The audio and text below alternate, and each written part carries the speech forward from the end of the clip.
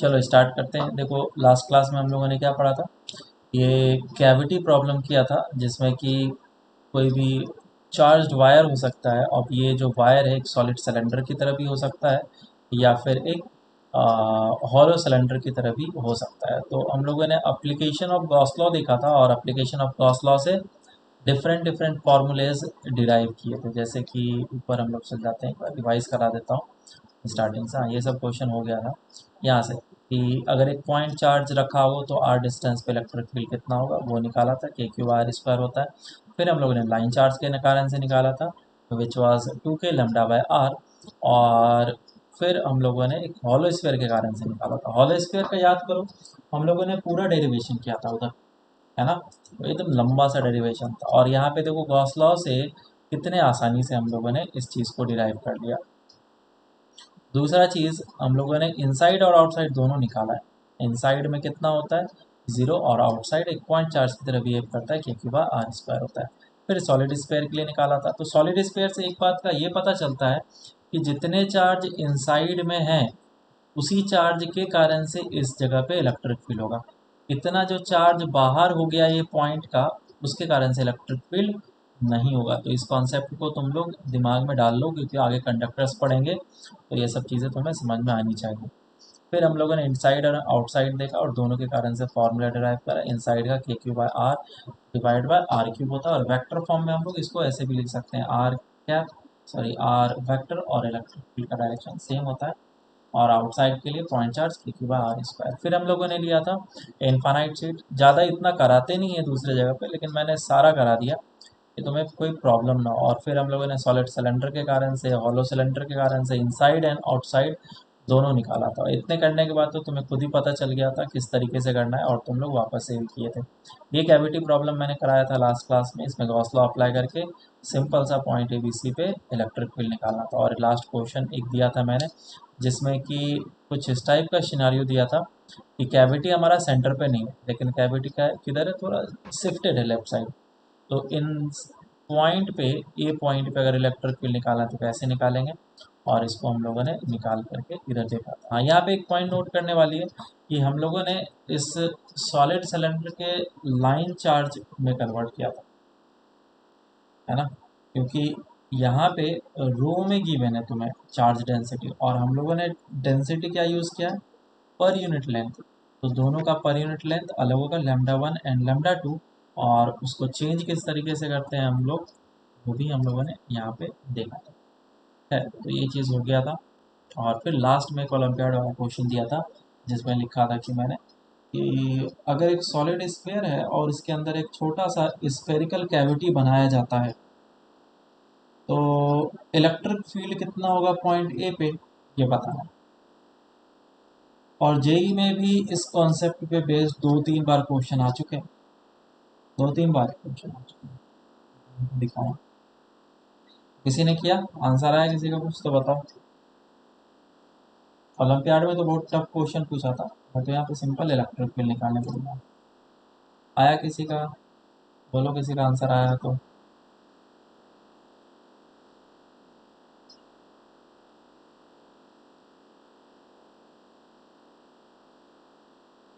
ठीक है, फिर सॉल्व करते हैं। ट्राई ज़रूर करके लाया करो, इससे फ़ायदा ये होगा, तुम्हें पता चलेगा इसमें क्या क्या करना है और क्या क्या नहीं करना है। साथ ही साथ तुम्हारे कॉन्सेप्ट भी ग्रो करेंगे। ठीक है, तो ये हमारे पास एक सॉलिड स्फीयर है और यूनिफॉर्मली चार्ज्ड हर एक जगह। नॉन कंडक्टिंग होगा तभी यूनिफॉर्मली चार्ज होगा। और चार्ज डेंसिटी कितनी है वो भी गिवन, दैट इज।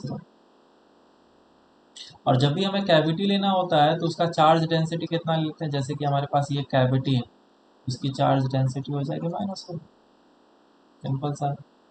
और पॉइंट ये है, पहले तो मैं ले लेता हूँ सेंटर्स वाले point, which is P and Q. ये पी है और ये क्यू है, और ये पॉइंट ए है। पॉइंट ए पे इलेक्ट्रिक फील्ड कितना होगा। कैविटी प्रॉब्लम हम लोग किस तरीके से करते हैं कि पूरे के कारण से पॉइंट ए पे इलेक्ट्रिक फील्ड कितना होगा ये निकालना।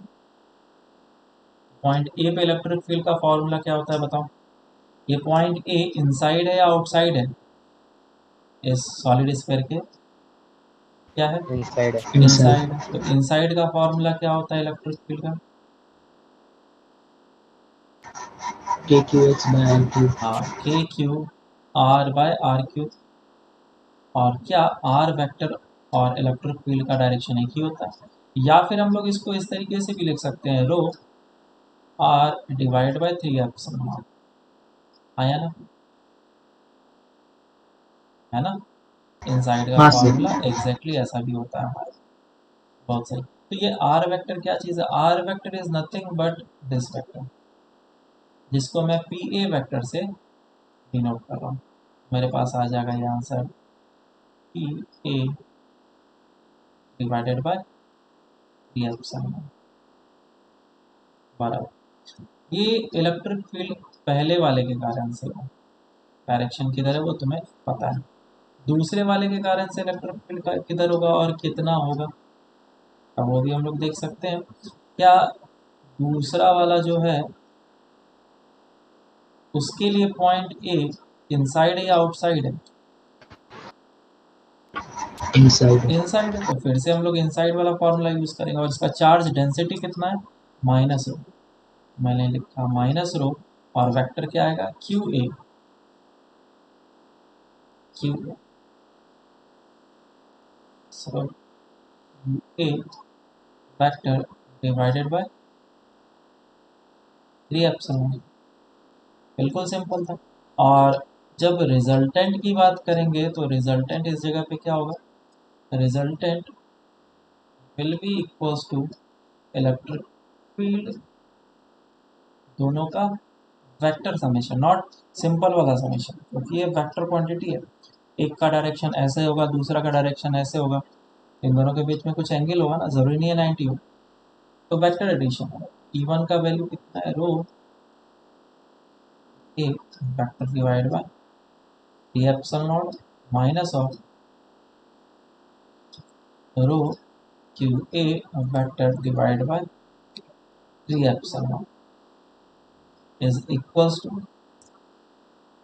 अब जो जो कांस्टेंट है कॉमन ले लो, divide by 3 epsilon p A vector minus of q a. तो यहाँ तक लगभग लगभग बहुत सारे स्टूडेंट निकाल लेते हैं, जिनमें अच्छा खासा दिमाग है तो निकाल लेते हैं। इसके बाद फिर ज़रूरत पड़ती है और ज़्यादा स्मार्टनेस की, और वो ये है कि ये जो कैविटी है और ये जो इसके सेंटर्स हैं पी एंड क्यू और पॉइंट ए, ये सभी मिल करके एक ट्रायंगल को क्रिएट कर रहे हैं, ट्रायंगल फॉर्म कर रहे हैं ऐसा। और इस ट्रायंगल में ट्रायंगल ऑफ एडिशन लगाया जा सकता है।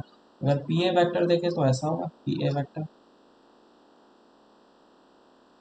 और क्यू ए वैक्टर माइनस में, क्यू ए वैक्टर तो ऐसा होगा, लेकिन minus of q A vector कैसा होगा, ऐसा, है ना। तो minus of q A vector, तो इन दोनों का एडिशन क्या देगा तुम्हें, बोलो। P Q vector. P Q vector ये हो जाएगा rho upon 3 epsilon P Q vector. So this is the resultant electric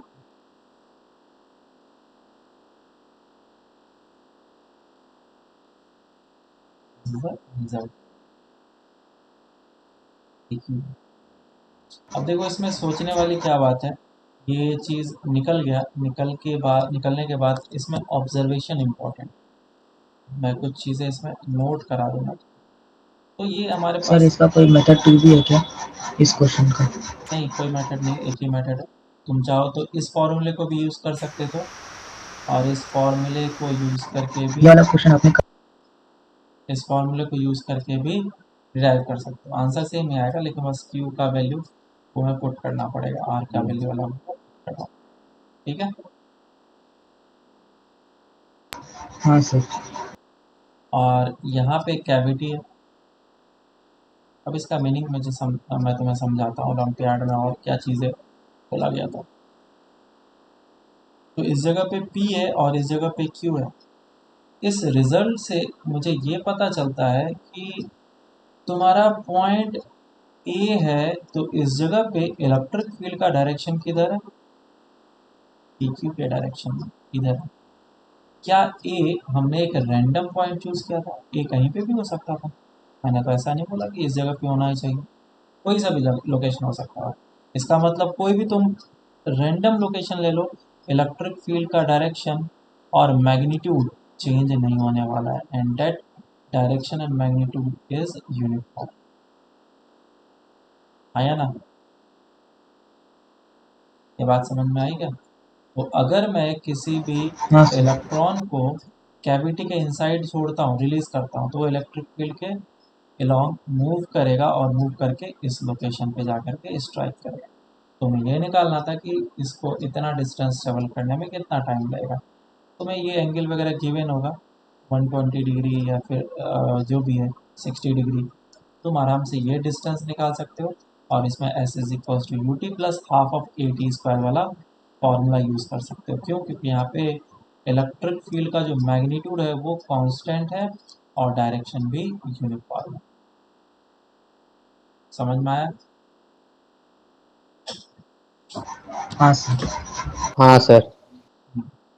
ये काफ़ी बढ़िया क्वेश्चन था, इसे एक बार वापस से देख लेना अगर तुम लोग को समझ में ना आया हो तो। और जेई के जब क्वेश्चंस करोगे, इस कॉन्सेप्ट को याद रखना कि कैविटी के इनसाइड इलेक्ट्रिक फील्ड क्या हो जाता है? कांस्टेंट एंड यूनिफॉर्म डायरेक्शन में एज वेल एज मैग्नीट्यूड। आगे चलते हैं हम लोग और कोई क्वेश्चंस?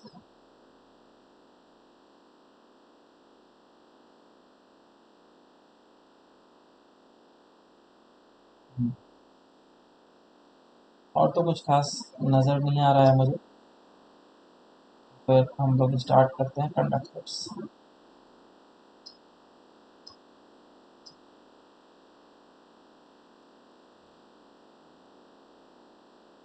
प्रॉब्लम है?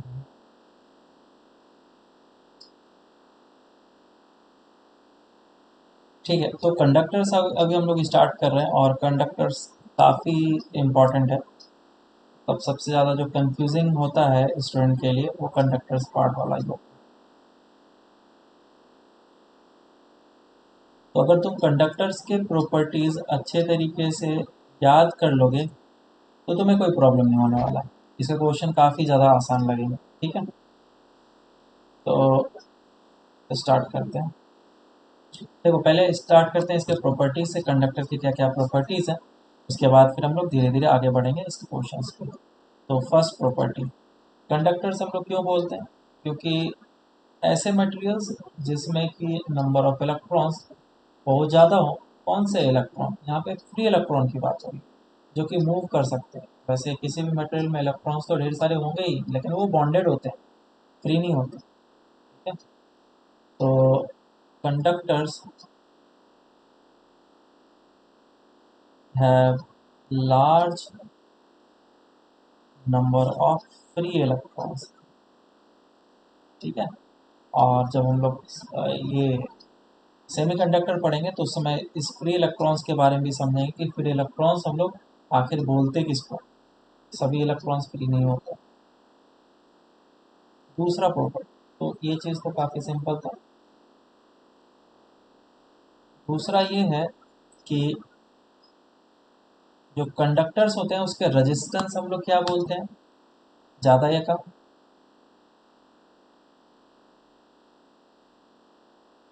क्या होता है? कम। कम होता है रेजिस्टेंस, है ना?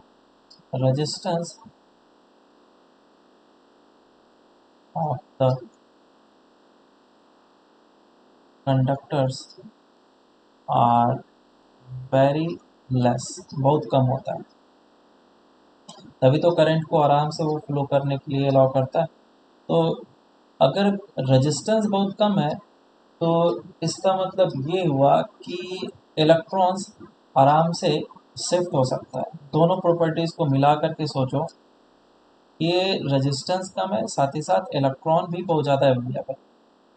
तो जो इंस्टेंटेनियस जो हमारा वो होता है इंडक्शन, वो इंस्टेंटेनियस होता है। कोई भी चार्ज अगर पास में रख दिया जाए, लेट्स से पॉजिटिव चार्ज मैंने यहाँ पे रखा है और एक कंडक्टर को मैं पास में लेकर के आया, तो यहाँ पे जो चार्जेस का सेपरेशन होता है, नेगेटिव चार्जेस इस तरफ आ गए, पॉजिटिव चार्ज इस तरफ आ गए, इसको हम लोग बोलते हैं इंडक्शन ऑफ चार्ज।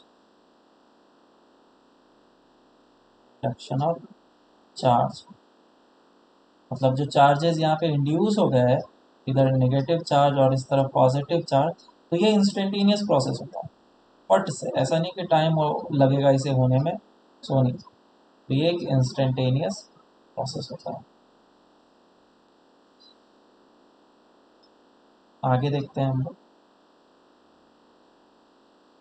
अब समझते हैं कि तीसरा प्रॉपर्टी लिख देता हूँ मैं और फिर उसको एक्सप्लेन करेंगे हम लोग। और ये चीज़ मैंने पहले भी बताया था कि कंडक्टर्स के इनसाइड में इलेक्ट्रिक फील्ड कितना होता है, 0, है ना। इलेक्ट्रिक फील्ड इनसाइड कंडक्टर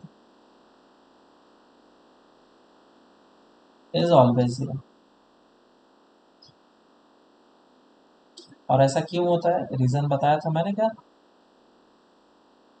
देखो मान लो कि इस जगह पे एक पॉजिटिव चार्ज मैंने रखा है, प्लस क्यू चार्ज। पहले ऐसा करते हैं कि इलेक्ट्रिक फील्ड नहीं, let's say there is no electric field in this region, net electric field is 0। और अगर इलेक्ट्रिक फील्ड 0 रहेगा तो कंडक्टर्स के अंदर फ्री इलेक्ट्रॉन्स होंगे और वो रेंडमली अरेंज्ड होंगे, कहीं पे भी होंगे, एकदम यूनिफॉर्मली डिस्ट्रीब्यूटेड। तो ये कैसा अभी है, न्यूट्रल। ऐसा नहीं कि नेगेटिवली चार्ज है, क्यों, क्योंकि जितना नेगेटिव इलेक्ट्रॉन्स हैं उतने ही पॉजिटिव प्रोटॉन्स, तो सभी मिल करके न्यूट्रल बन जाता। बिल्कुल। लेकिन जैसे ही मैं एक एक्सटर्नल इलेक्ट्रिक फील्ड में इस कंडक्टर को रखता हूँ तो क्या हो जाता है, वैसे ही इस सभी फ्री इलेक्ट्रॉन्स थे, ये सारे इतने सारे फ्री इलेक्ट्रॉन्स थे, उन पे क्या लगने लग गए, फोर्सेस लगने लग गए। किधर फोर्स लगेगा, लेट से अगर एक इलेक्ट्रॉन इस जगह पे है तो इस पे फोर्स लगेगा इस डायरेक्शन में, तो यहाँ पे तो फ्री इलेक्ट्रॉन्स ढेर सारे हैं, सब पे फोर्स लगेगा और ये इलेक्ट्रॉन इस तरफ शिफ्ट होना स्टार्ट हो जाएगा। और क्योंकि इलेक्ट्रॉन उस तरफ शिफ्ट हो चुका है तो इधर डिफिशियंसी हो जाएगी इलेक्ट्रॉन की, तो इधर आने लग जाएंगे पॉजिटिव चार्ज। तो जितना नेगेटिव चार्ज इधर आया है उतना ही मैग्नीट्यूड में पॉजिटिव चार्ज इस तरफ आएगा।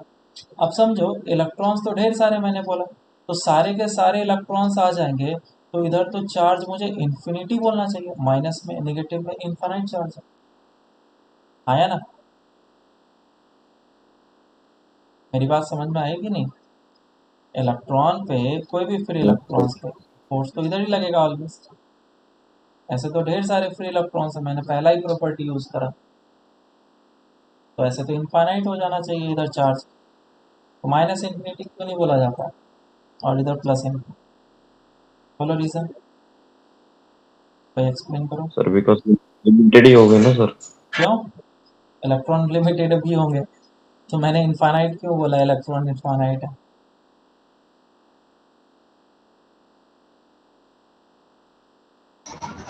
बहुत कम चार्ज है। बहुत तुम तो कॉन्ट्राडिक्टरी पॉइंट बोल रहे हो, बहुत कम चार्ज है, इलेक्ट्रॉन इनफाइनाइट है नंबर्स में।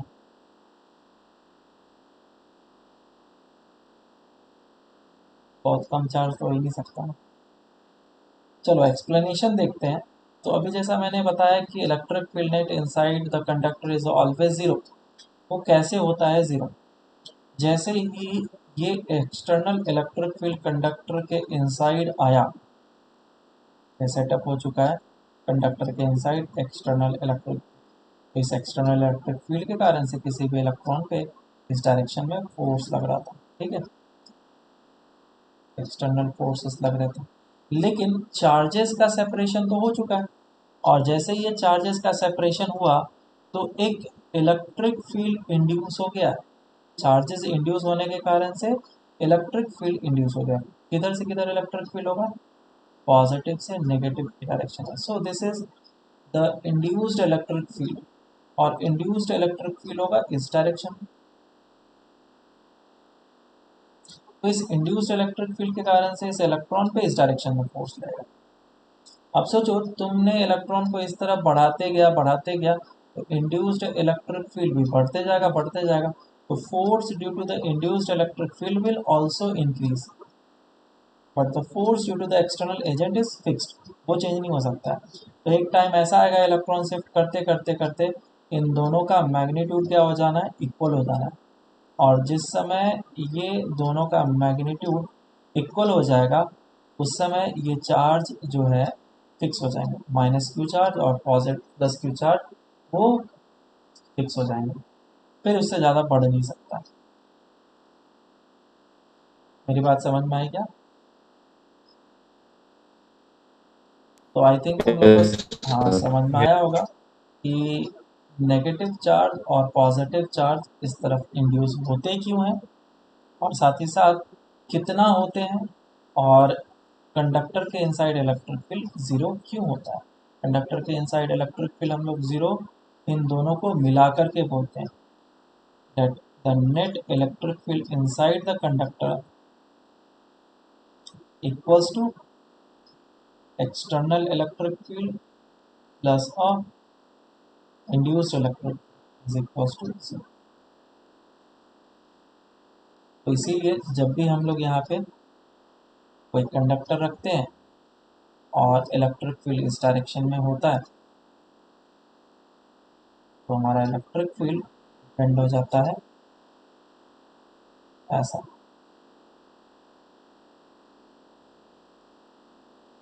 नेक्स्ट प्रॉपर्टी यही है कि ये सरफेस के परपेंडिकुलर ही क्यों ड्रॉप हो।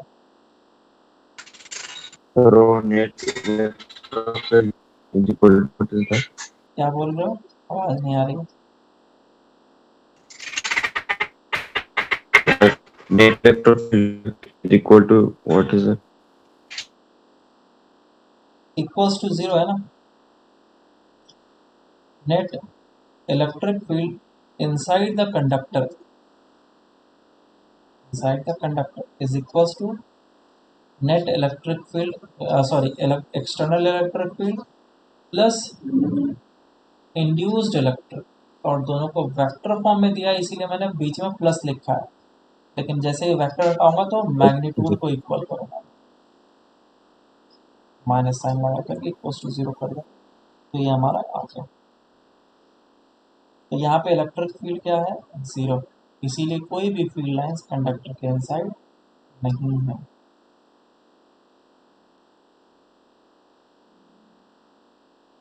ठीक है, नेक्स्ट प्रॉपर्टी में चलते हैं, ये थर्ड हो गया।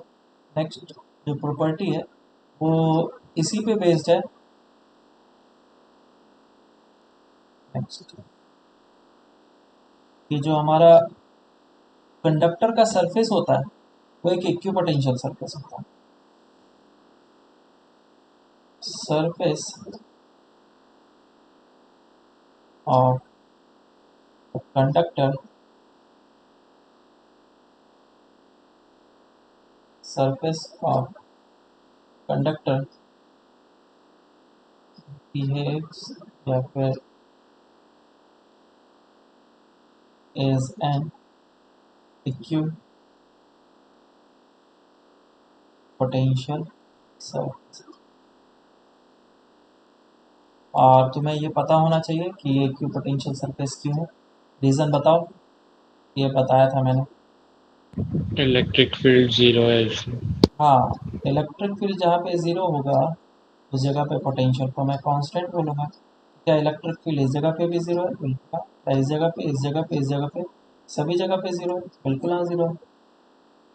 तो हमें पता है कि इलेक्ट्रिक फील्ड और इक्विपोटेंशियल सरफेस में एक प्रॉपर्टी होता है कि ये दोनों ऑलवेज परपेंडिकुलर होते हैं, इधर V1 और V2। उसी तरीके से जब electric field external electric field इस डायरेक्शन में है तो ये इक्विपोटेंशियल सरफेस के परपेंडिकुलर। कहने का मतलब ये है कि ये सारे पॉइंट्स जो हैं सभी पॉइंट्स के पोटेंशियल सेम है, इसीलिए। और ये परपेंडिकुलर। जेई में आया गया क्वेश्चन है, जेई में क्वेश्चन आ चुका था और सेम तरीके से चीज़ें पूछे गए थे, काफ़ी आसान था। ये हो गया।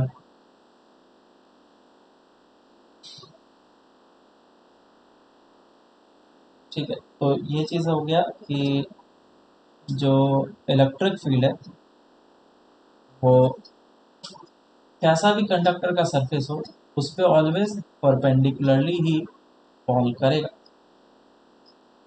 जैसे कि मैंने एक क्वेश्चन कराया था, एक पॉजिटिव चार्ज यहाँ पे रख दिया और एक मेटलिक शीट रख दिया यहाँ पर कंडक्टिंग, तो इलेक्ट्रिक फील्ड मैंने ड्रॉ करने के लिए कहा, कैसा होगा?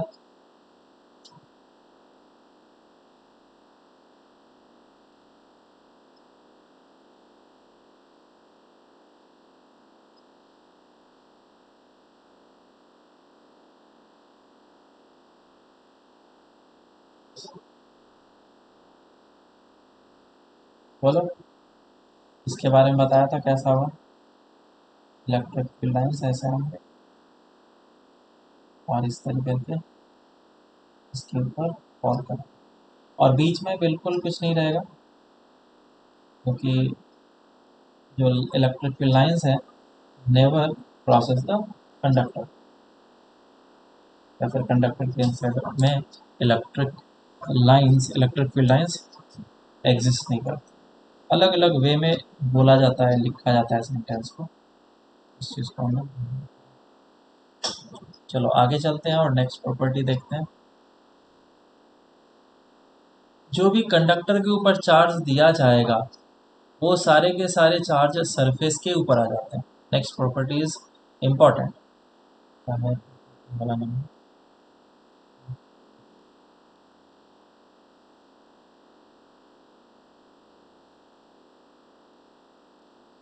ऑल चार्जेस, सर जरा ऊपर देखो। एक minute, given to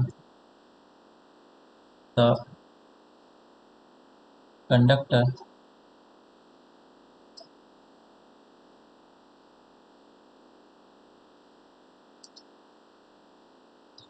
all charges given to the conductor on the surface of a diamond।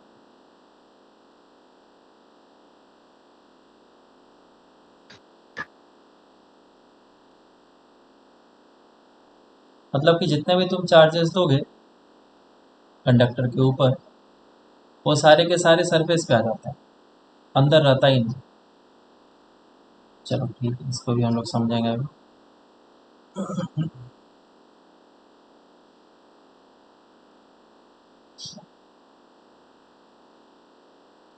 तो जैसा बोला गया, कोई भी लेट से हमारे पास एक कंडक्टर है और कंडक्टर के ऊपर मैंने क्या किया, ये इस टाइप से ऐसा भी हो सकता है, चार्ज मैंने दिया प्लस क्यू चार्ज और सेंटर पे इस तरीके से बिखेर दिया। तो बोला गया कि ये जितने भी सारे चार्जेस हैं वो सारे के सारे चार्ज इसके सरफेस पे आ जाएंगे, कोई भी चार्ज अंदर नहीं बचेगा, सारे के सारे चार्ज सरफेस पे आ जाएंगे। ऐसा पॉजिटिव चार्ज दिया तो पॉजिटिव। बोलो ऐसा क्यों, रीज़न बताओ, एक्सप्लेन करके बताओ, कोई प्रूफ करके भी बताना है।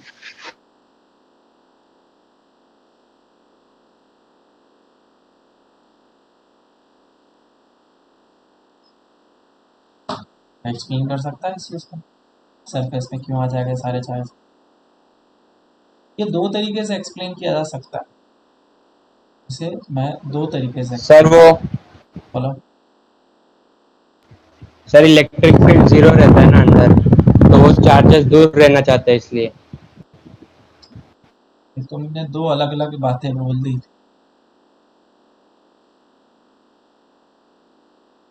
हाँ,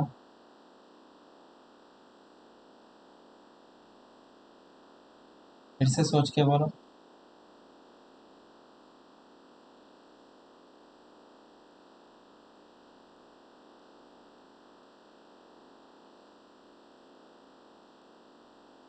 चलो मैं एक्सप्लेन करता हूँ, दो तरीके से सर एक्सप्लेन करूँगा। इक्विपोटेंशियल सरफेसेस में तो उससे क्या मतलब है? तो पोटेंशियल सरफेस क्या चार्जेस के पोजीशन को डिसाइड करता है? चार्जेस जिस तरीके से होंगे उस तरीके से पोटेंशियल सरफेस आएगा। पहला चीज़ देखो, अगर चार्जेस काफ़ी ज़्यादा पास पास में हैं, लेट्स से ये चार्जेस हैं और इसको मूव करने का मौका नहीं मिलेगा तो यही रहेगा। लेकिन क्योंकि ये कंडक्टर है, फ्री इलेक्ट्रॉन्स ढेर सारे हैं, तो इलेक्ट्रॉन्स इधर उधर शिफ्ट हो सकते, मतलब कि चार्जेस खुद शिफ्ट हो सकते।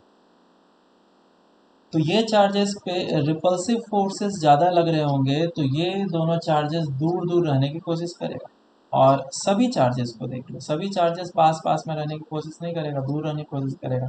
तो ये सभी चार्जेस दूर तब रह सकते हैं जब ये बिल्कुल सरफेस पे आ जाए, है ना, दोनों के बीच में ज़्यादा डिस्टेंस हो जाएगा। तो ये सभी चार्जेस दूर दूर चले जाएंगे। इस तरीके से पोटेंशियल एनर्जी मिनिमाइज हो जाएगा, सिस्टम का एनर्जी मिनिमाइज हो, ठीक है। तो फोर्स के तरीके से, एनर्जी के तरीके से मैंने एक्सप्लेन।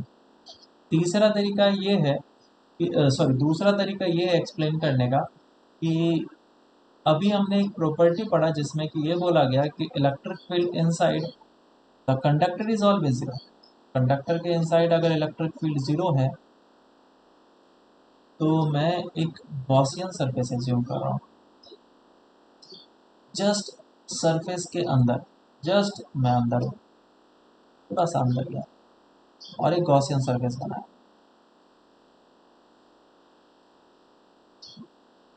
गॉसियन सरफेस, और इस गॉसियन सरफेस के लिए क्या मैं बोल सकता हूँ cyclic integral of E dot D S is equal to Q in by epsilon naught? बिल्कुल। और क्या इस गॉसियन सरफेस के इनसाइड क्यू इन जीरो है? ये हमें प्रूफ करना है। और क्या इलेक्ट्रिक फील्ड जीरो है इस गॉसियन सरफेस पे हर एक पॉइंट पे, क्योंकि electric field inside the conductor is zero. बिल्कुल हाँ, तो ये चीज़ को जीरो हो जाना है। तो Q in by epsilon naught कितना हो जाएगा तुम्हारा? Zero implies the inside charge will be equals to zero. ये समझ में आया सबको?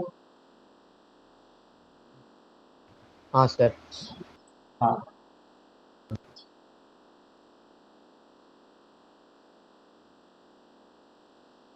नेक्स्ट प्रॉपर्टी देखते हैं इसका। मान लो cavity,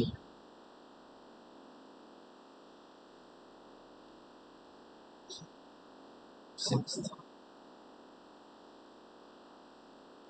so there is a cavity sir inside the थोड़ा सा ऊपर। conductor.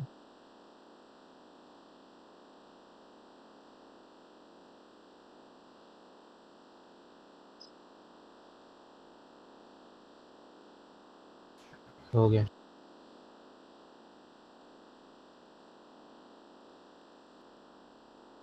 मान लो कि हमारे पास एक कंडक्टर है जिसमें कैविटी है।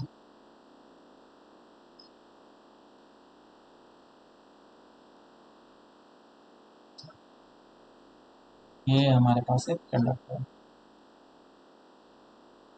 अभी मैं रेगुलर शेप का ही ले रहा हूँ, फिर आगे जा कर के हम लोग इरेगुलर शेप का भी लेंगे, उसमें हमें समझ में आएगा हर एक चीज़। अभी मैं इरेगुलर ही ले रहा हूँ।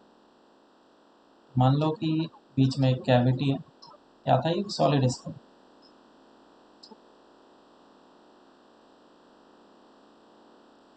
सॉलिड स्फीयर है और अंदर एक कैविटी है।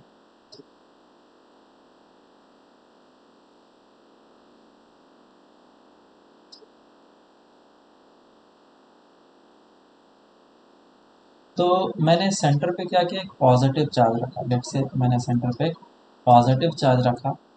तो जैसे ही मैं पॉजिटिव चार्ज रखूँगा, तो क्योंकि ये पूरा का पूरा कंडक्टर है,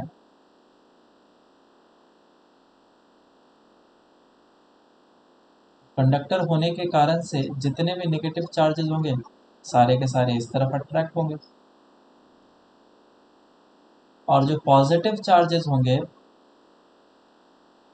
वो इस तरफ आ जाएंगे।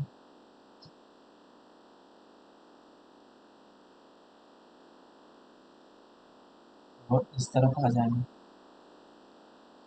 तो अल्टीमेटली बात ये हो जाएगी कि इसके ऊपर, इस सरफेस के ऊपर जो एक चार्ज आया वो माइनस क्यू चार्ज आएगा, और इस सरफेस के ऊपर जो चार्ज आया वो प्लस क्यू चार्ज आएगा। मतलब तुमने कैविटी में अगर प्लस क्यू चार्ज डाला है तो अल्टीमेटली वो चार्ज सरफेस पे आ जाएगा। प्लस क्यू चार्ज वो सरफेस पे आ जा रहा है, क्यों? क्योंकि चार्जेस इंड्यूस हो रहे हैं इसीलिए। अब तुम मुझे ये बताओ कि अगर मैंने सेंटर पे पॉजिटिव चार्ज रखा है क्यू मैग्नीट्यूड का, तो बाहर भी क्यू मैग्नीट्यूड का ही क्यों आएगा? तुम इस चीज़ को मुझे एक्सप्लेन करो। नेट चार्ज 0 है ना।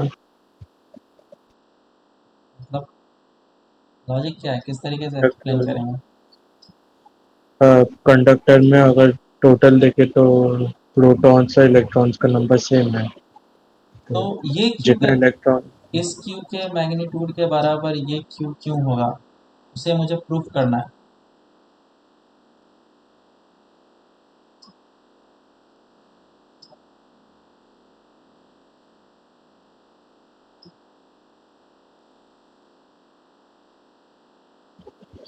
क्यू इन 0 होना चाहिए ना कंडक्टर में, तो प्लस कौन क्यू है बोला तो माइनस कंडक्टर क्यू के होगा। इनसाइड क्यू इन जीरो होना चाहिए? सर माइनस क्यू है उस स्मॉल स्फीयर पर, तो बाहर प्लस क्यू हो जाएगा। क्या बोले? स्मॉल स्फीयर पर माइनस क्यू है तो उधर बाहर प्लस क्यू हो जाएगा। एक्सप्लेनेशन सर बोलो। कंडक्टर में इनसाइड में इलेक्ट्रिक फील्ड 0 है ना, तो तो अभी हमने प्रूव किया था ना, लाइक गॉसियन सरफेस वो लेके क्यू इन 0 होना चाहिए। तो कंडक्टर के लेट से कोई भी बीच में एक सर्कल स्फीयर ले लेंगे, हम्म, तो उस स्फीयर में इलेक्ट्रिक फील्ड इनसाइड 0 होना चाहिए, तो उसके लिए क्यू इन 0 होना पड़ेगा। हम्म, तो वो प्लस क्यू है तो उसके आसपास माइनस क्यू होना पड़ेगा, ठीक है। तो और अगर देखो, माइनस क्यू है तो प्लस क्यू होगा। तो if a charge is placed inside the cavity, then the charge of same magnitude will be induced over the surface। तो इसको हम लोग अब प्रूफ करते हैं कैसे होगा। तो हमने बोला कि कैविटी ये है और कैविटी के इनसाइड एक चार्ज प्लेस किया गया, पॉजिटिव चार्ज, ठीक है। और इसके ऊपर नेगेटिव चार्ज इंड्यूस तो होगा, लेकिन हमें पता नहीं कि क्यू मैग्नीट्यूड का होगा। क्यू वन मैग्नीट्यूड में मान लेता हूँ, और बाहर में जो चार्ज इंड्यूस होगा वो क्यू टू मैग्नीट्यूड का होगा, और वो क्यू टू क्यू वन के बराबर ही होगा, क्योंकि हमें तो कंडक्टर पे न्यूट्रल ही रखना है हमेशा। तो क्यू वन और क्यू टू का मैग्नीट्यूड क्या होना चाहिए? सेम, बराबर। तो ये चीज़ें हमें अच्छे तरीके से समझ में आ गया कि आउटर सरफेस पे चार्ज आएगा प्लस क्यू वन आएगा, और इनर वाले सरफेस पे minus of Q one charge आएगा। मुझे ये प्रूव करना है कि क्यू वन का वैल्यू क्यू के बराबर है। तो मैंने क्या किया, एक गॉसियन सरफेस एज्यूम किया जस्ट सरफेस के इनसाइड, और जस्ट सरफेस के इनसाइड अगर गॉसियन सरफेस एज्यूम करेंगे, और इसके लिए cyclic integral of E dot D S is equal to Q in by epsilon apply करेंगे, तो जो इलेक्ट्रिक फील्ड इनसाइड कंडक्टर होता है वो ज़ीरो होता है। तो क्यू इन कितना हो जाना चाहिए? ज़ीरो। और क्यू इन का वैल्यू कितना है? Q minus of Q one is equal to zero. One will be equals to, इस तरीके से हमारा प्रूफ हो जाता है कि जो क्यू वन का मैग्नीट्यूड होना चाहिए वो क्यू के बराबर होना चाहिए। नेगेटिव होता है वो भी यहाँ से प्रूफ है, ठीक है क्या? तो इस प्रॉपर्टी को याद रखेंगे हम लोग। तो काइंड ऑफ ये चार्जेस इंड्यूस हो गए और अल्टीमेटली बाहर आ चुके हैं। तो उसी में एक्सटेंडेड प्रॉपर्टी में डाल देता हूँ। ये कौन सा था? Six, seventh. सेवन्थ वाले में एक्सटेंड करके मैं इस चीज़ को दे देता हूँ कि लेट से हमारे पास एक कंडक्टर पहले से था, और उस कंडक्टर के ऊपर मैंने प्लस क्यू चार्ज दे दिया था, और कैविटी के इनसाइड मैंने एक प्लस क्यू चार्ज रखा था। तो सरफेस पे ऊपर अब कितना चार्ज आ जाएगा टोटल?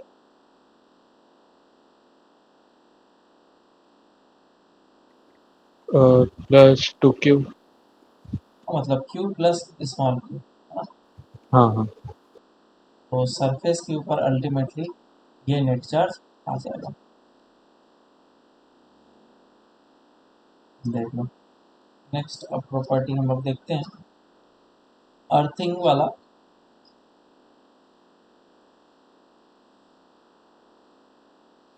सर ये वाला फिर से बताइएगा।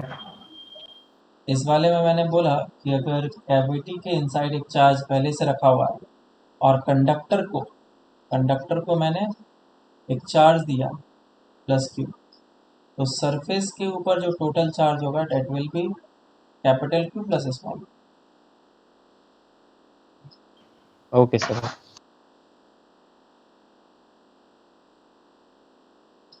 नेक्स्ट प्रॉपर्टी ये है कि अगर किसी कंडक्टर को मैं अर्थ से कनेक्ट कर लूँ, तो जैसे मैं इसको अर्थ से कनेक्ट करूँगा तो अर्थ का हम लोग पोटेंशियल ज़ीरो एज्यूम करते हैं, तो इसका पोटेंशियल क्या हो जाएगा, ज़ीरो। तो when a conductor is grounded, then its potential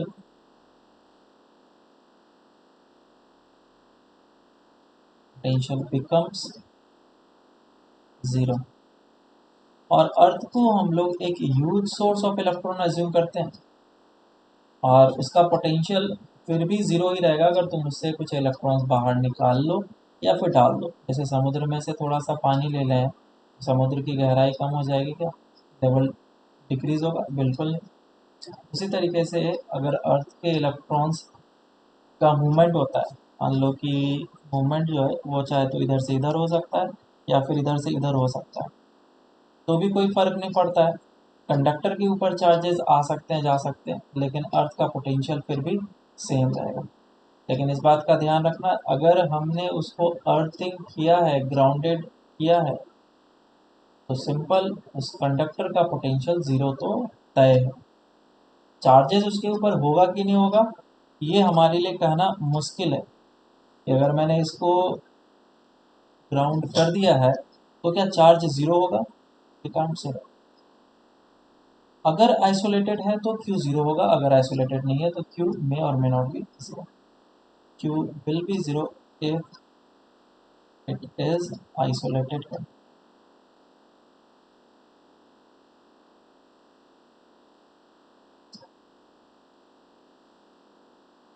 और Q may or may not be equals to zero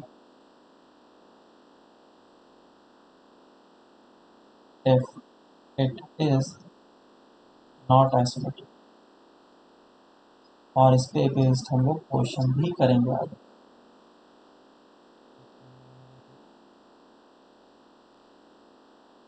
दूसरा प्रॉपर्टी जो है, सारे प्रॉपर्टी को मैं एक साथ दिखा दे रहा हूँ कि अगर किसी भी दो कंडक्टर को कनेक्ट किया जाता है, मान लो कि एक कंडक्टर, ये कंडक्टर, ये दूसरा कंडक्टर जिसके पास रेडियस होगा कुछ r1 और इसका रेडियस होगा कुछ r2, और इसके ऊपर चार्ज q1 था, इसके ऊपर चार्ज q2 था, और मैंने इसको क्या कर दिया, एक वायर से कनेक्ट कर दिया। अब वायर से कनेक्ट कर दिया तो चार्ज फ्लो करेगा, है ना। v1 और v2 इसका पोटेंशियल था, v1 एंड v2। तो ये चार्ज इधर से इधर या फिर इधर से इधर फ्लो कर सकता है depending upon their potential, not depending upon their charges. ठीक है, तो इसको हम लोग नोट में डाल करके लिखेंगे, charge will flow from A to B will flow from A to B। अच्छा, कौन से चार्ज की बात हो रही है, पॉजिटिव चार्ज। ठीक है, हालांकि हमेशा फ्लो इलेक्ट्रॉन्स करता है, लेकिन यहाँ पे हम लोग जानने के लिए बस पॉजिटिव चार्ज बोल रहे हैं कि positive charge will flow from A to B if, तो किसका पोटेंशियल ज़्यादा होना चाहिए। जैसे बैटरी हम लोग यूज़ करते हैं तो ये हायर पोटेंशियल बोलते हैं और ये लोअर पोटेंशियल को। तो पॉजिटिव चार्ज करंट इस डायरेक्शन में फ्लो करता है, इसका मतलब पॉजिटिव चार्ज। बी का हायर पोटेंशियल है। हाँ, तो if V1 is greater than V2, then only the charge will flow from A to B. Positive charge will flow from A to B. Not if Q1 is greater than Q2 or Q2 is greater than Q. हम लोग कोई comparison नहीं कर सकते हैं Q1 बड़ा है या Q2 बड़ा है तो चार्ज का फ्लो हो गया। ठीक है, सर इसलिए वो अर्थ में लगाने के बाद पोटेंशियल जीरो होता है क्या?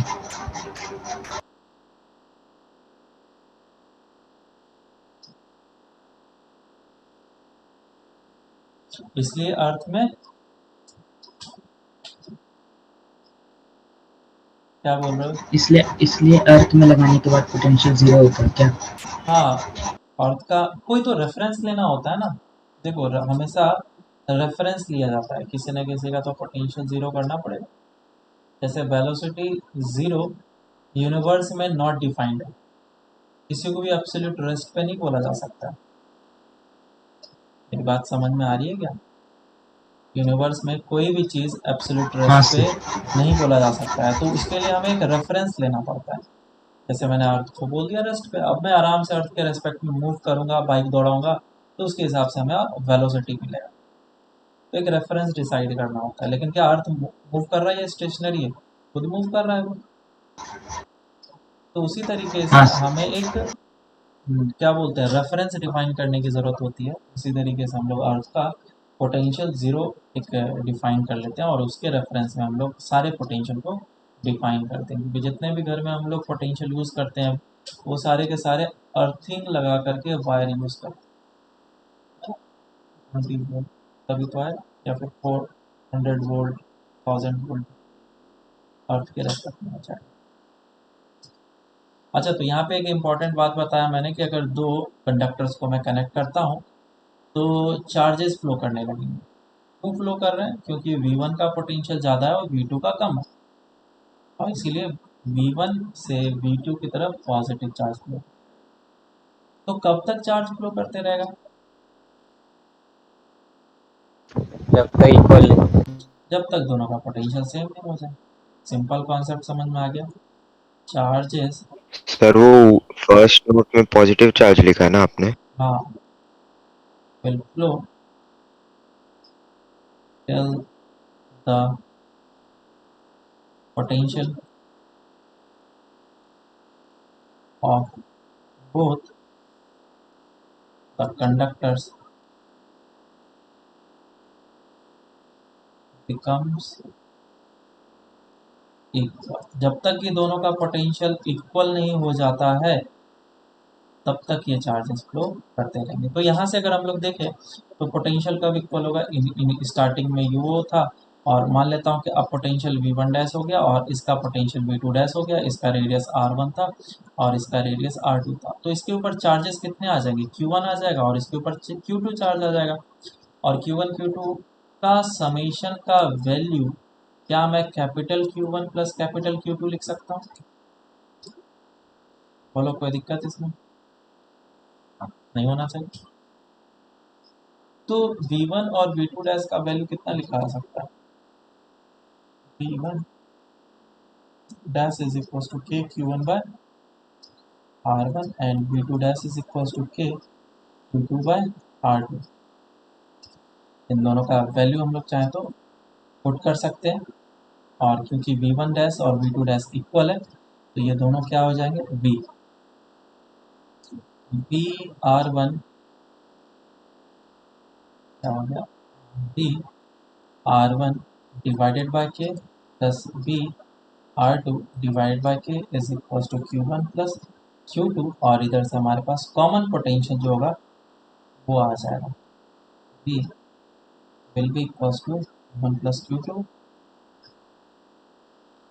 डिवाइडेड बाय K, और साथ में आएगा 1 बाय K, इस तरह मल्टीप्लाई होगा।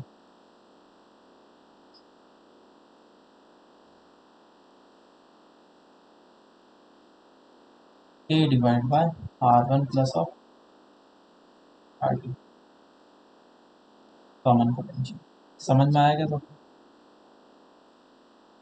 Q1 का वैल्यू कितना आ हाँ जाएगा? सर। Q1 का वैल्यू आ जाएगा equals to VR1 by Q। B का वैल्यू है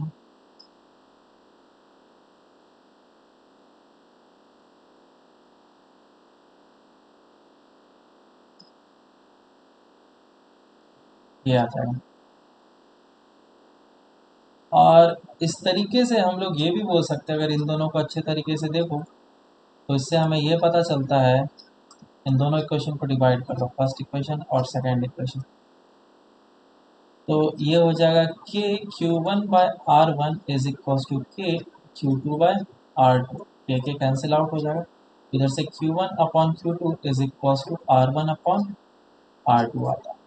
तो चार्जेस कुछ इस तरीके से एक दूसरे के ऊपर डिस्ट्रीब्यूट होते हैं कि उन दोनों का रेशियो क्या होता है, सेम होता है।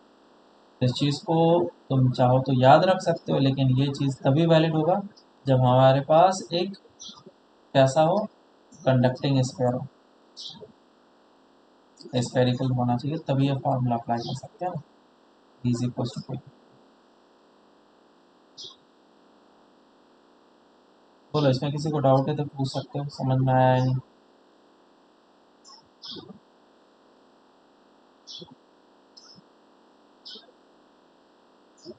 सही है क्या?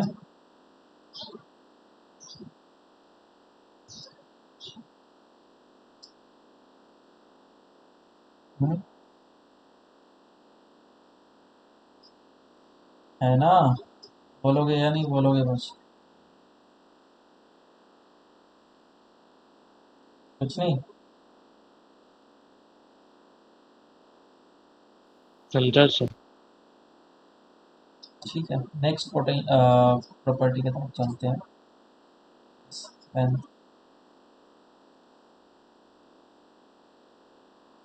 और नेक्स्ट प्रॉपर्टी ये है कि कोई सा भी जो सरफेस होता है, लेट से हमारे पास एक कंडक्टर है, कंडक्टर किसी भी इरेगुलर सरफेस का हो सकता है, और इसके ऊपर लेट से पॉजिटिव चार्जेस हैं सरफेस के ऊपर।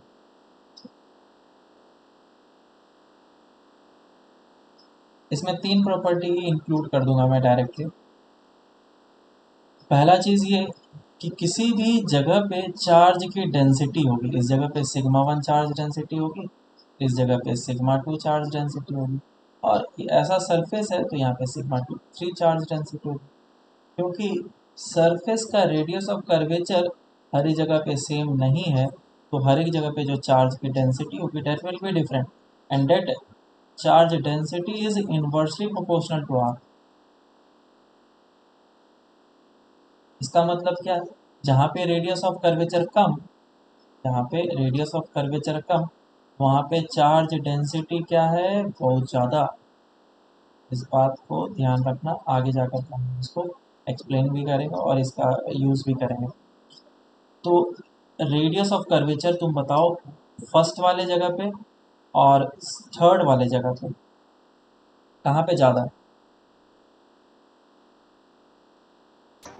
थर्ड में। थर्ड वाले जगह पे रेडियस ऑफ कर्वेचर काफ़ी ज़्यादा है वन के कंपैरिजन में। इसी तरीके से सिग्मा 3 क्या होगा, छोटा होगा, और सिग्मा 1 बड़ा होगा। मतलब किसी शार्प एज पे चार्ज की डेंसिटी बहुत ही ज़्यादा होने वाली है, क्योंकि वहाँ पर रेडियस ऑफ कर्वेचर बहुत ही ज़्यादा कम होने वाला है। ये तो पहला चीज़ होगी। दूसरा चीज़ ये है कि अभी मैंने सरफेस लिया कैसा भी, और इसके ऊपर चार्ज प्लेस किया, तो इस चार्ज के जस्ट पास में अगर हम लोग देखें कि इलेक्ट्रिक फील्ड कितना होगा इस लोकेशन पे, तो इस लोकेशन पे जो इलेक्ट्रिक फील्ड होगा that will be equals to sigma divided by epsilon naught. और सिग्मा मैं यहाँ पे डैश लिखूंगा, सिग्मा डैश का मतलब है कि इस लोकेशन का चार्ज डेंसिटी, इसको हम लोग लोकल चार्ज डेंसिटी बोलते हैं।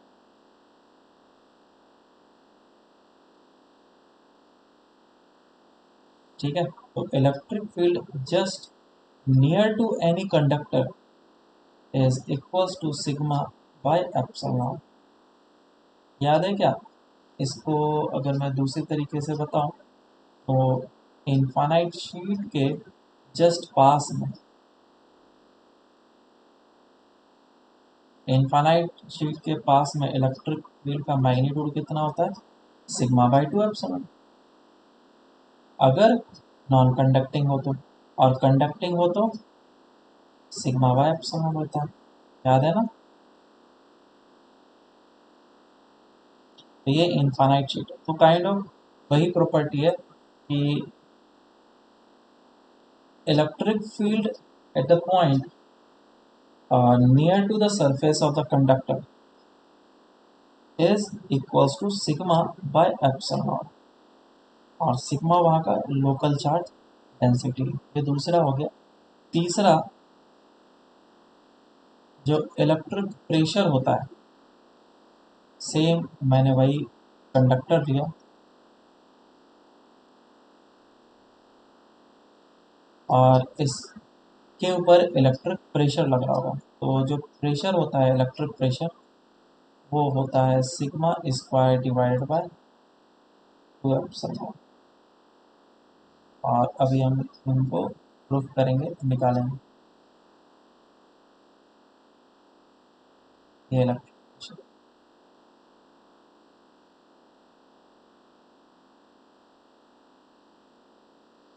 समझ में आया क्या?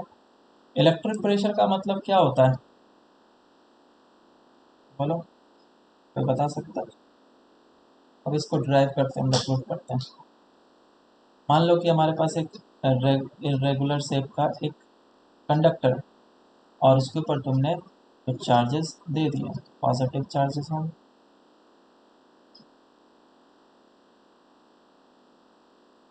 तो ये सारे चार्जेस कुछ रिपल्सिव फोर्सेस अप्लाई कर रहे होंगे एक दूसरे के ऊपर। बिल्कुल कर रहा होगा, ये इसके ऊपर कर रहा होगा, ये इसके ऊपर कर रहा होगा, ऐसे ऐसे करके सभी रिपल्सिव फोर्सेस अप्लाई कर रहे होंगे। तो ये एक दूसरे से दूर जाने की कोशिश कर रहा है, और दूर जाने की कोशिश कर रहा है तो एक दूसरे के ऊपर फोर्स बोल लो या फिर प्रेशर बोल लो, अप्लाई कर रहा है। तो इसी को हम लोग इलेक्ट्रिक प्रेशर बोलते हैं। मतलब pressure induced due to the charges और the pressure exist due to the charges on the surface. तो हम लोग इलेक्ट्रिक प्रेशर निकालना चाहते हैं, डिराइव करना चाहते हैं। तो मैंने क्या किया, एक छोटा सा एलिमेंट लिया सर यहाँ आपका फॉर्मूला देखो ना। पे।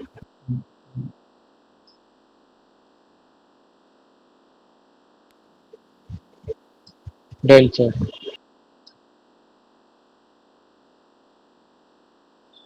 ये बताऊँ।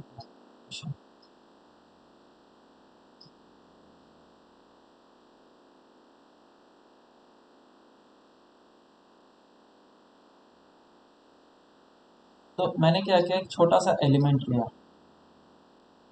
डी थिकनेस का एलिमेंट चूज किया मैंने यहाँ पे, ठीक है।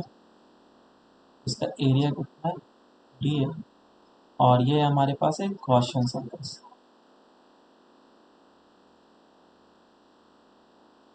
ये गॉसियन सरफेस, और इस गॉसियन सरफेस के लिए मैंने क्या लगा दिया, Gaussian cyclic integral dot ds is equals to q in by epsilon. तो तुम मुझे बताओ, अगर मैं इस पे गॉस लॉ लगाऊंगा तो कितने टोटल सरफेस हो गए? एक, दो और तीन। जो कर्व सरफेस है वो सेकंड वाला है,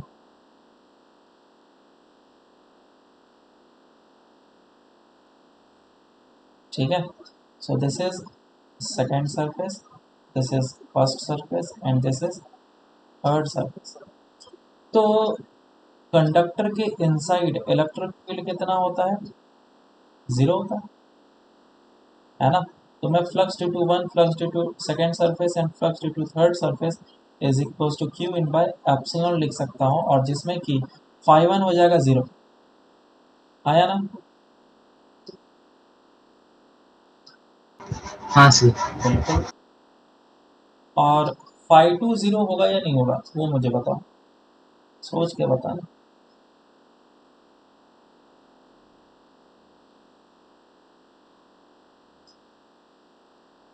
फाई टू ज़ीरो होगा कि नहीं होगा? No sir. यहाँ पे फाई टू को अगर हम लोग अच्छे तरीके से देखें तो वो होगा ज़ीरो। क्यों? क्योंकि जो इलेक्ट्रिक फील्ड लाइंस बाहर निकलेंगे वो तो ऐसे निकलेंगे,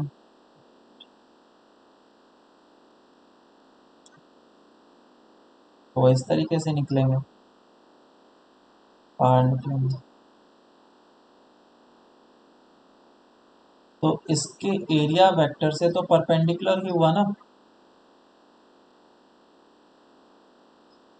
आया ना? हाँ तो सर। फ्लक्स हो गया ज़ीरो। अब तुम बोलोगे सर ये ज़रूरी थोड़ी ना है कि एकदम बिल्कुल स्ट्रेट लाइन ही इलेक्ट्रिक फील्ड का हो सकता है वो ऐसा कर्व हो गया हो, उस समय तो एरिया वेक्टर के साथ एंगल बना लेगा, है कि नहीं? तो इसको हम लोग किस तरीके से डिफाइन करें? इसके लिए मैं बोल रहा हूँ कि ये जो सरफेस है हमारा वो कैसा है? कंडक्टर। और सारे कंडक्टर्स कैसे होते हैं? Equipotential surface.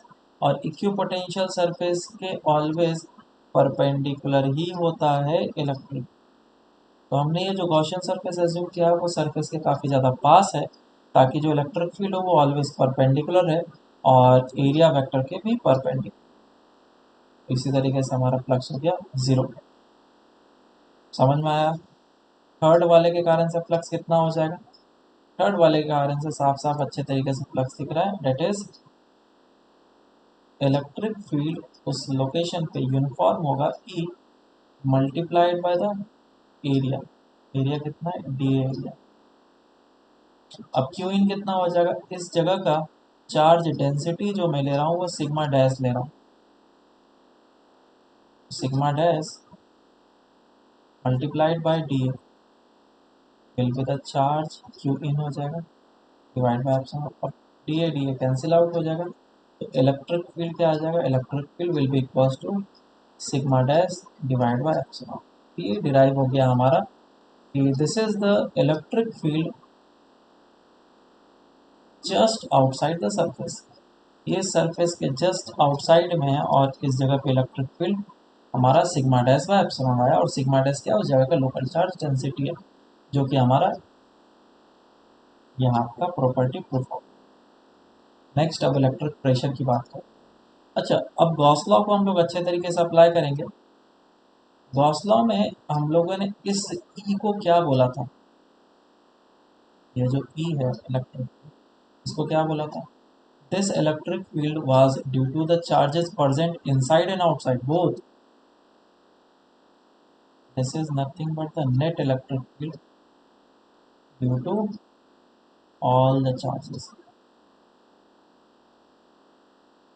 तो यहाँ पे तो दो दो चार्जेस है, कौन कौन से?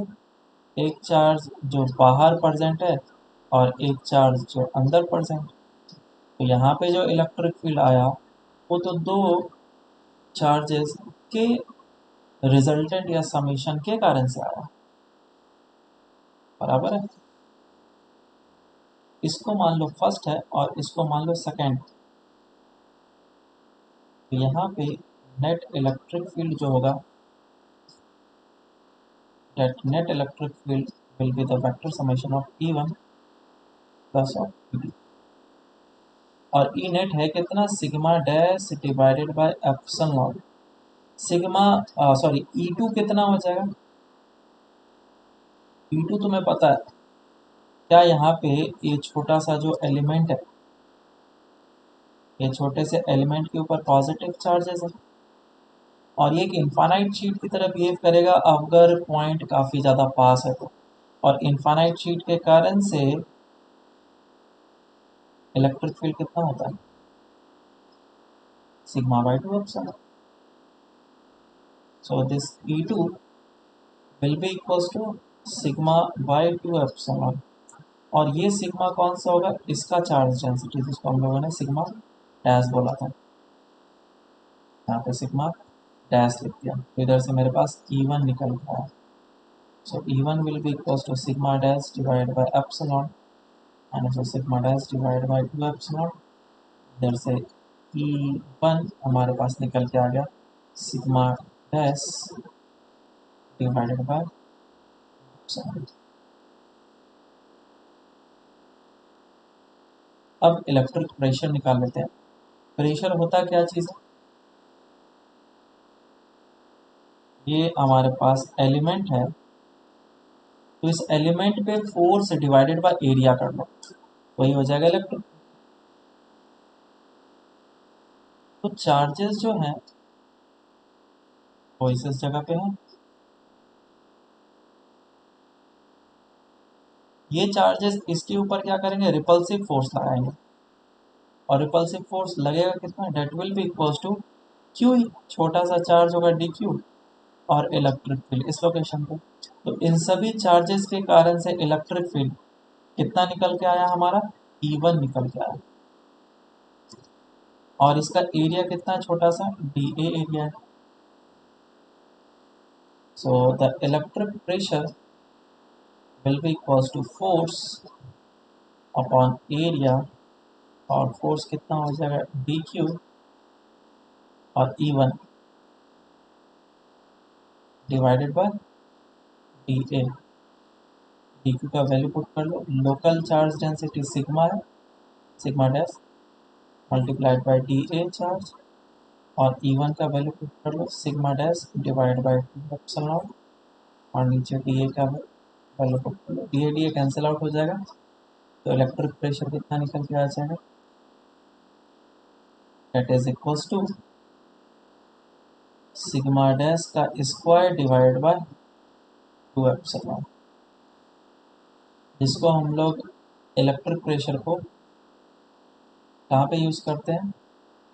सरफेस टेंशन में। सिग्मा डैश क्या हमारा? Local charge density.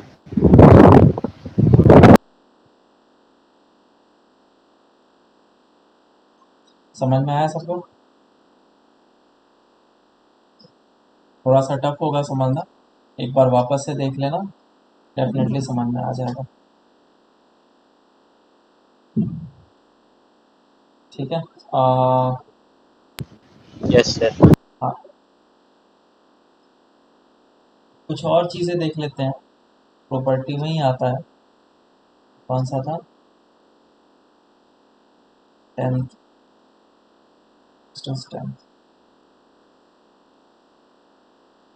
Charge distribution.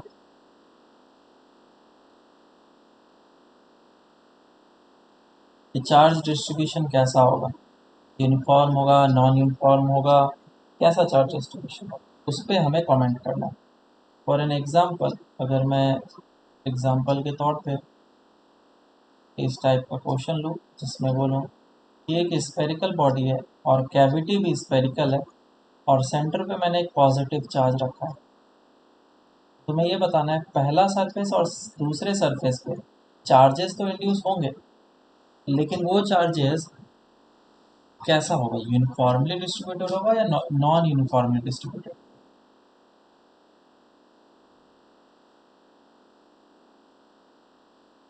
बोलो।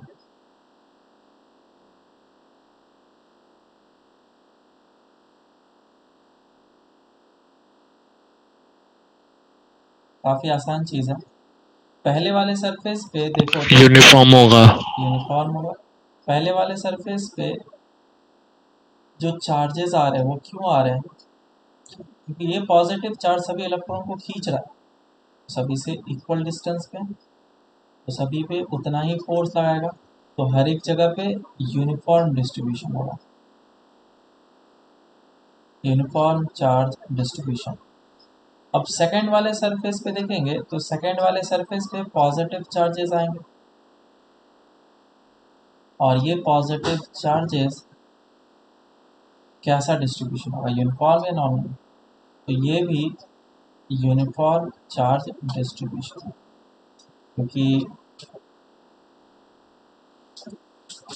Sigma is inversely proportional to R होता है, और तुम्हें पता है कि रेडियस ऑफ कर्वेचर हर एक पॉइंट का, चाहे वन ये मान लो या चाहे ये पॉइंट मान लो, ये पॉइंट मान लो, सभी का रेडियस ऑफ कर्वेचर कैसा है?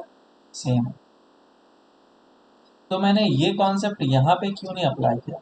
इस जगह पे इसलिए अप्लाई नहीं किया क्योंकि इस जगह पे एक पॉजिटिव चार्ज है जो कि इन्फ्लुएंस कर रहा है इस नेगेटिव चार्जेस, इन्फ्लुएंस कर रहा है। तुम बोलोगे सर तो ये पॉजिटिव चार्ज तो इसको भी इन्फ्लुएंस करेगा, तो वहाँ पे आपने ये लॉजिक क्यों अप्लाई किया? क्योंकि यहाँ पे अगर मैं नेट देखूंगा तो कोई भी इन्फ्लुएंस नहीं है, इन देने के कारण से क्यू इन कितना हो जा रहा है, 0। इसके ऊपर कोई इन्फ्लुएंस नहीं है, ठीक है। नेक्स्ट एग्जांपल मैं देता हूँ। लेट्स से ये एक कैविटी है और बिल्कुल अच्छे तरीके से सेंटर पे कैविटी है, लेकिन चार्ज को सेंटर पे प्लेस नहीं किया है मैंने, इस जगह पे चार्ज को प्लेस किया है। तो अब सरफेस 1 एंड सरफेस 2 के बारे में कमेंट करना है कि यूनिफॉर्म चार्ज डिस्ट्रीब्यूशन होगा या नॉन।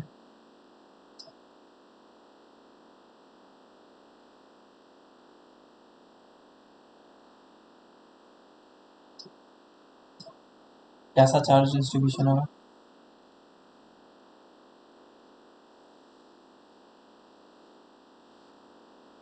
तो सही कहा तुमने। इस जगह पे अगर हम लोग चार्जेस को देखेंगे तो फर्स्ट वाले सरफेस पे जो चार्ज डिस्ट्रीब्यूशन होगा वो नॉन यूनिफॉर्म है, क्योंकि जो नेगेटिव चार्जेस को अट्रैक्ट करेगा अनसिमेट्रिकल पोजीशन पे, इधर ज़्यादा डेंसिटी होगा नेगेटिव चार्ज का, और इस तरफ नेगेटिव चार्जेस कम होंगे, है ना? और इसीलिए ये होगा नॉन यूनिफॉर्म चार्ज डिस्ट्रीब्यूशन। और बाहर वाले सरफेस पे कैसा होगा? बाहर वाले सरफेस पे यूनिफॉर्म चार्ज डिस्ट्रीब्यूशन होगा, क्योंकि फिर से ये अंदर वाले चार्जेस जो हैं वो इसको इन्फ्लुएंस नहीं कर सकते, और सेम वे में बाहर वाले चार्जेस इसको इन्फ्लुएंस नहीं कर सकते।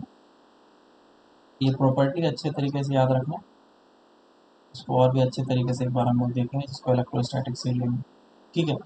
तो ये हो जाएगा यूनिफॉर्म चार्ज डिस्ट्रीब्यूशन, क्योंकि रेडियस ऑफ कर्वेचर सेम। दूसरा करते हैं।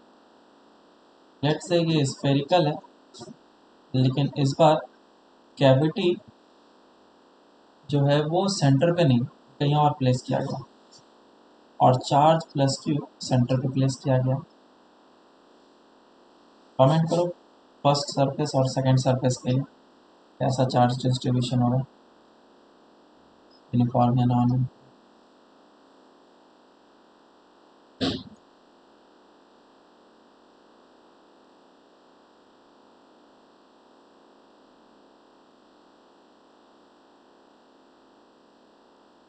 1 पे यूनिफॉर्म, 2 पे नॉन यूनिफॉर्म।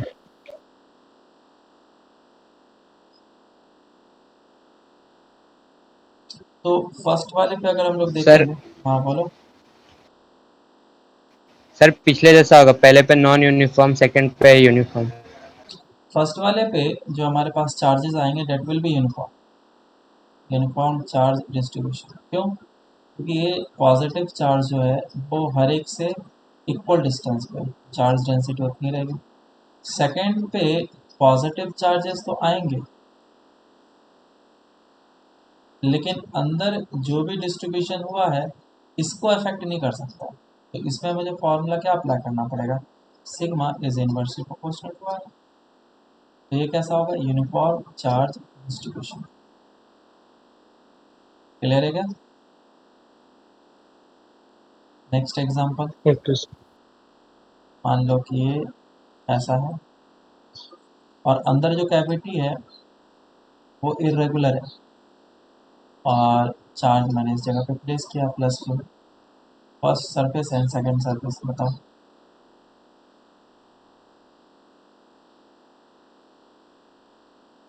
फर्स्ट पे नॉन यूनिफॉर्म, सेकंड पे यूनिफॉर्म। हाँ, फर्स्ट वाला हाँ आराम सर। से दिख रहा है, नॉन यूनिफॉर्म चार्ज डिस्ट्रीब्यूशन, और सेकंड वाला यूनिफॉर्म चार्ज डिस्ट्रीब्यूशन, इसमें कोई प्रॉब्लम नहीं होना चाहिए। नेक्स्ट देखते हैं कि बाहर इरेगुलर सरफेस है, अंदर एक स्फेरिकल कैविटी है और सेंटर पे चार्ज रखना है, सेंटर। बताओ first surface and second surface. First पे यूनिफॉर्म, सेकंड पे नॉन यूनिफॉर्म। ठीक है, सही है। फर्स्ट वाले सरफेस पे यूनिफॉर्म चार्ज डिस्ट्रीब्यूशन, दूसरे वाले पे नॉन यूनिफॉर्म चार्ज डिस्ट्रीब्यूशन। क्यों? क्योंकि इस जगह पे जो रेडियस ऑफ कर्वेचर है वो अलग अलग है, इसीलिए। नेक्स्ट देख लेते हैं, एक पॉजिटिव चार्ज रखा गया है सेंटर पे यहाँ पे प्लस क्यू रखा गया और बाहर में भी एक प्लस क्यू रखा गया। सो this is surface 1 and this is surface 2। अब बताओ सरफेस 1 एंड सरफेस 2 का चार्ज डिस्ट्रीब्यूशन। बोलो।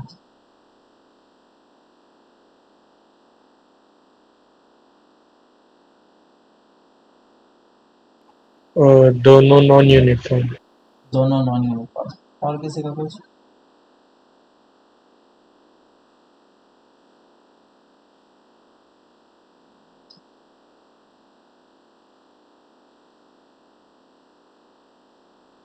नहीं, first uniform second non uniform.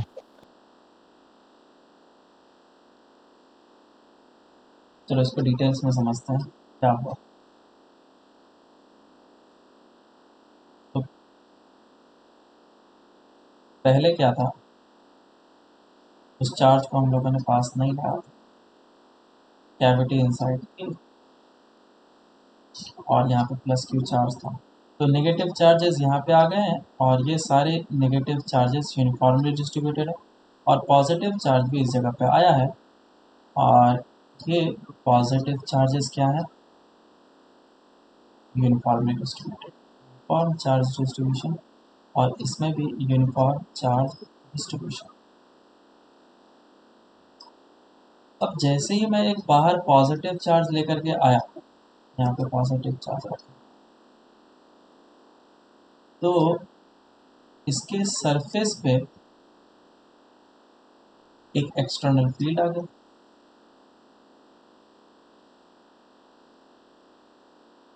तो ये क्या करेगा, इसके अंदर ढेर सारे फ्री इलेक्ट्रॉन्स अभी भी हैं, वो इलेक्ट्रॉन्स को इस तरफ खींचने लगेगा।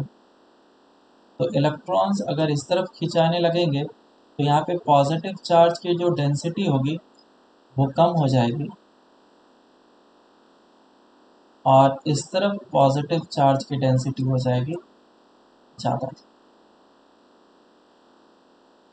समझ में आया क्या? ऐसा। तो ये तो हमें अच्छे तरीके से दिख रहा है कि ये यूनिफॉर्म चार्ज डिस्ट्रीब्यूशन नहीं होगा, नॉन यूनिफॉर्म चार्ज डिस्ट्रीब्यूशन। तो अब इसमें हमने sigma is inversely proportional to R वाला फॉर्मूला यूज़ नहीं किया। क्यों? क्योंकि ये फॉर्मूला तभी यूज़ कर सकते हैं जब हमारा आइसोलेटेड सिस्टम, बाहर से कोई भी हस्तक्षेप ना हो रहा, जैसे कि यहाँ पे इस केस में एक पॉजिटिव चार्ज बाहर से एक्सटर्नल फोर्स अप्लाई का फील्ड आ गया। अब अंदर वाले की बात, यहाँ पे जो नेगेटिव चार्जेस आए थे, इस नेगेटिव चार्ज पे डिस्ट्रीब्यूशन पे कोई असर नहीं पड़ना, ये अभी भी यूनिफॉर्म चार्ज डिस्ट्रीब्यूशन का ही रहेगा। कोई ये चीज़ को एक्सप्लेन करो, ऐसा क्यों?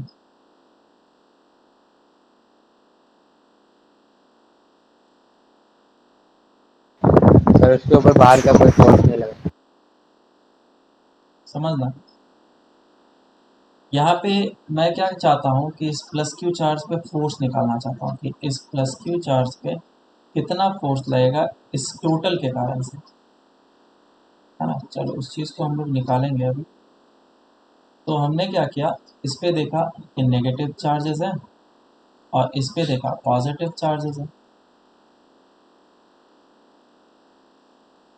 तो अगर हम लोग टोटल इसके कारण से देखें, सिर्फ इसके कारण से इसके ऊपर फोर्स देखेंगे तो वो नेट फोर्स कितना होने वाला है, 0।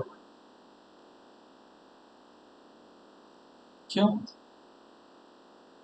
क्योंकि जो पॉजिटिव चार्ज है और जो नेगेटिव चार्ज है वो इक्वल अमाउंट में है और उसका चार्ज डिस्ट्रीब्यूशन सेम रहा है, उस चेंज नहीं हुआ है।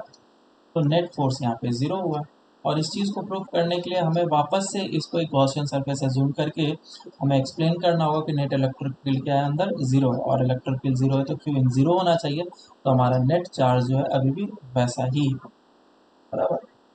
ये चीज़ से एक्सप्लेन कर सकते हैं। तो अगर न्यूटन्स थर्ड लॉ लगाएं तो अगर ये इसके ऊपर कोई फोर्स नहीं लगाया तो ये भी इसके ऊपर कोई भी फोर्स नहीं लगा सकता है। इनफैक्ट इसका इलेक्ट्रिक फील्ड उस जगह तक पहुंच नहीं पा रहा और इसको हम लोग बोलते हैं इलेक्ट्रोस्टैटिक शील्डिंग। Electrostatic shielding. और जैसे कि हम लोग लिफ्ट वगैरह में जाते हैं तो नेटवर्क गायब हो जाता है अचानक से। क्यों? ऐसा क्यों होता है? क्योंकि अभी जस्ट मैंने बताया कि कोई भी बाहर जो चार्जेस होंगे, फील्ड होंगे, वो कंडक्टर के इनसाइड तो नहीं जा सकता है, साथ ही साथ कैविटी के इनसाइड इन्फ्लुएंस भी नहीं कर सकता, बराबर है। तो उसका कोई असर नहीं पड़ता है, जिसके कारण से जब भी हम लोग लिफ्ट में जाते हैं तो वो एक कैविटी होने के कारण से फील्ड वहाँ पे ख़त्म हो जाता है और नेटवर्क चला जाता है। ठीक है, तो इस तरीके से हम लोग इसको इलेक्ट्रोस्टैटिक शील्डिंग बोलते हैं। और अगर कोई भी काफ़ी ज़्यादा सेंसिटिव इंस्ट्रूमेंट्स वगैरह होते हैं तो उसको एक काफ़ी अच्छे तरीके से मेटेलिक बॉक्स में रख करके लेके जाया जाता है, जिसके कारण से बाहर कोई भी फील्ड हो वो इसको अफेक्ट ना कर पाए, इसके इंस्ट्रूमेंट को हार्म ना कर। ठीक है क्या? तो अंदर जो चार्ज डिस्ट्रीब्यूशन आया वो कैसा आया हमारा? यूनिफॉर्म चार्ज डिस्ट्रीब्यूशन, जिसके बारे में हम लोग यहाँ पे बात करें। इस चीज़ को याद रखेंगे हम लोग। और भी कैविटी बनाए जा सकते हैं, जैसे कि मान लो ये भी इरेगुलर है और ये भी इरेगुलर है और अंदर पॉजिटिव चार्ज डाला, सरफेस 1 एंड सरफेस 2। बताओ कैसा होगा चार्ज डिस्ट्रीब्यूशन?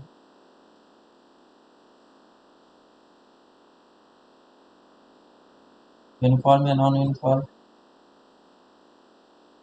दोनों नॉन यूनिफॉर्म। दोनों non uniform. Non uniform charge distribution और ये बचाएगा नॉन यूनिफॉर्म चार्ज डिस्ट्रीब्यूशन। तो ये काफ़ी सिंपल सा चीज़ है, इसे एक बार वापस से नेक्स्ट क्लास में देख करके आना, उसके बाद फिर हम लोग आगे स्टार्ट करेंगे। इस प्रॉपर्टीज़ को वापस से देखना इम्पोर्टेंट है, अगर नहीं देखोगे तो समझ में नहीं आएगा, तो आगे हम लोग क्वेश्चंस वगैरह करेंगे और इसी प्रॉपर्टीज़ पे ही पूरा कंडक्टर बेस्ड पूरा रट लेना अच्छे तरीके से। ठीक है, उसके बाद हम लोग नेक्स्ट क्लास से स्टार्ट